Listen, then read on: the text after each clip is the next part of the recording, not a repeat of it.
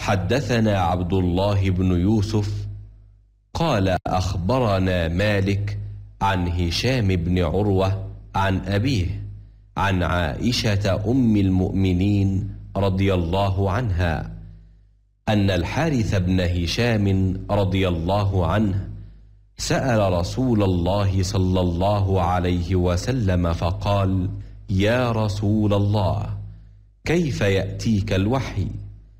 فقال رسول الله صلى الله عليه وسلم: أحيانا يأتيني مثل صلصلة الجرس وهو أشده علي فيفصم عني وقد وعيت عنه ما قال، وأحيانا يتمثل لي الملك رجلا فيكلمني فأعي ما يقول.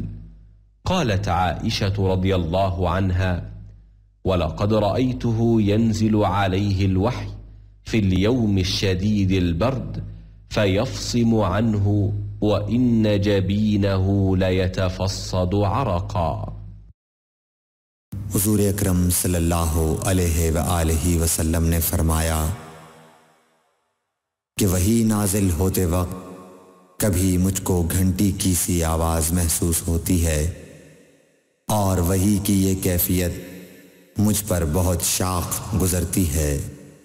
जब ये कैफियत ख़त्म होती है तो मेरे दिलो दिमाग पर उस फरिश्ते के ज़रिए नाजिल शुदा वही महफूज हो जाती है।